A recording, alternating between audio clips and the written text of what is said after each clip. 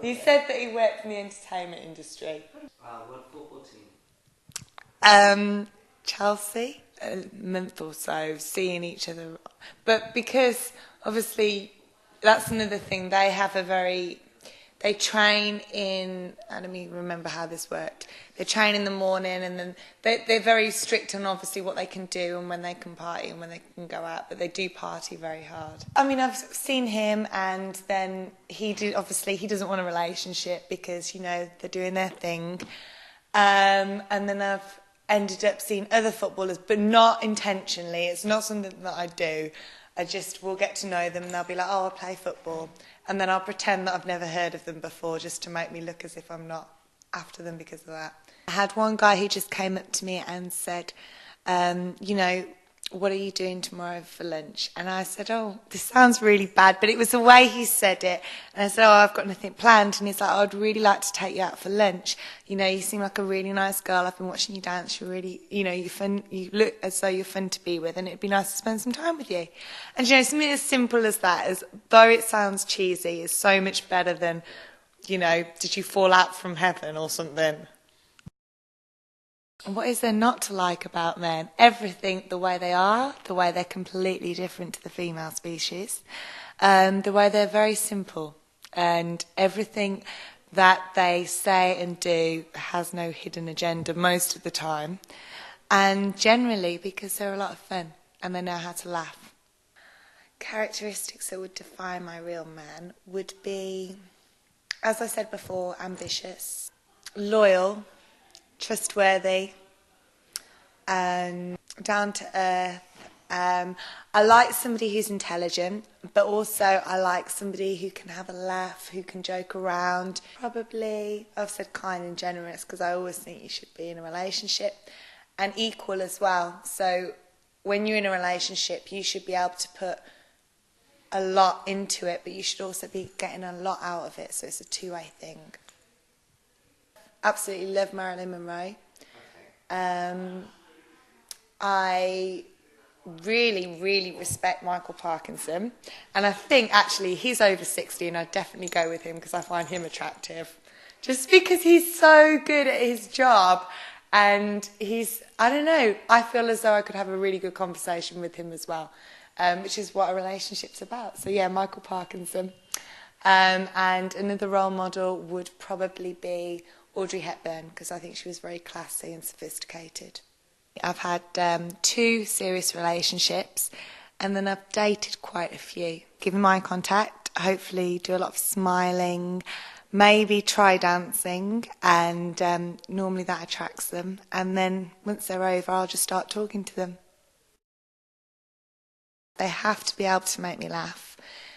Profession-wise, it doesn't matter what they do as a job, because or what ambitions they have, because that determines what sort of character they're going to be. So I am quite fussy, so they've got to have a good job or want to go somewhere in life. Just generally be a fun person to be with, be spontaneous and kind and generous. I like that as well. I am a big blonde. I'm quite clumsy. I laugh at myself all the time, so if you can take the mick out of me, then I'll be laughing with you. And I like sarcasm. Jimmy Carr, a presenter, I love his wit, his sense of humour. It cracks me up when I can get it and when I can understand it. So someone who's intelligent as well. Would you go out in this? Physical attractiveness is very important, because I've always said that's what makes a guy different from being a friend to your boyfriend. The fact that you want to be with him, you want to kiss him, you want to, you know, be comfortable with him. That would only be determined if I was physically attracted to him. He'd be taller than me, but not too tall. So about here, because I'm wearing heels. I would like somebody with dark hair, green eyes, dark skin, nice muscly build, but not too muscly, just nice and toned. And they have to have the V. You know the V that goes like that, guys? You have to have that. Yeah, you know basically when the torso is really nice and ripped, then they get a V just at the bottom, which is really hot. Have I got a V? I don't know. I can't tell without them taking their clothes off. I've been through a lot of different nationalities, so it's always good. A guy would definitely have to be more domineering rather than submissive, because I like to be controlled rather than be in control. I'm very indecisive about a lot of things, so I like, obviously not someone who's just going to force their opinions or force themselves upon me, even though that would be good sometimes. But just generally, I would like it if they take control, they make decisions, but are also open-minded at the same time. And when I have got thoughts, that they obviously do what I want to do then. But most of the time, they're in control. Obviously, in the bedroom, I want to be controlled.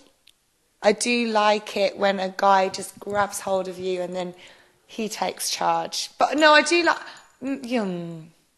there's a balance. So they need to have a balance of being domineering and submissive. I think sex is very important because it's when...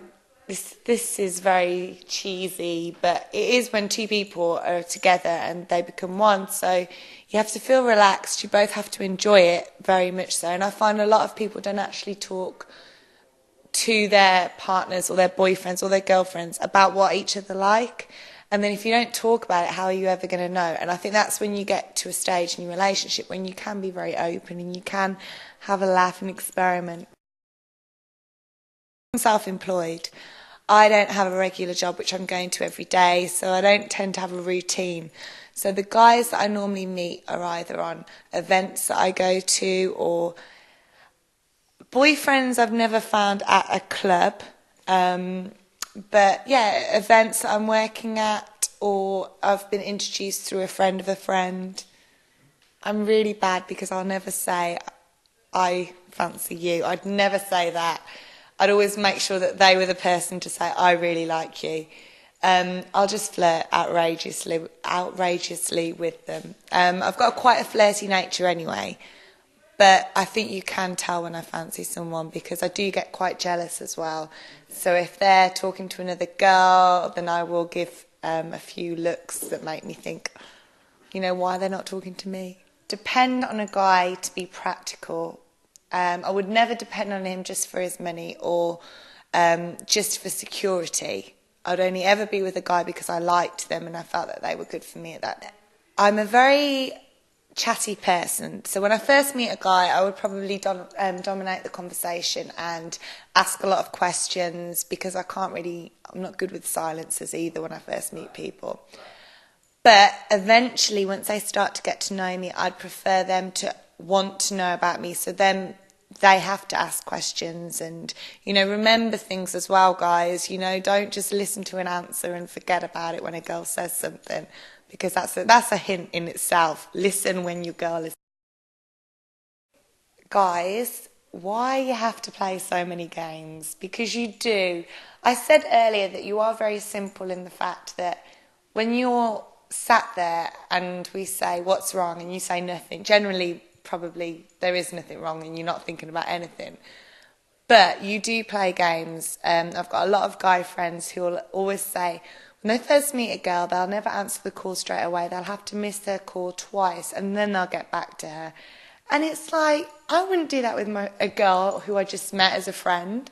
So don't do it with the girls that you want as a relationship. So don't play the games. When guys say they can never find a girlfriend, or it's like me saying I can never find a boyfriend, that's because you're not looking in the right place, or you shouldn't even be looking in the first place. When the right person comes along, then it will happen. But you shouldn't ever try and find Mrs. Right or Mr. Right. You should always try and find Mrs. Right now and Mr. Right now, someone who suits you for the time of place that you're in. My conclusion on relationships and dating would be always be true to yourself as well. Don't try and find someone who's going to suit your friends or suit your family. You know what you like, and be sure of that, and then you will have a good relationship because you'll be happy with yourself and you'll be happy with who you're chosen to spend your time with.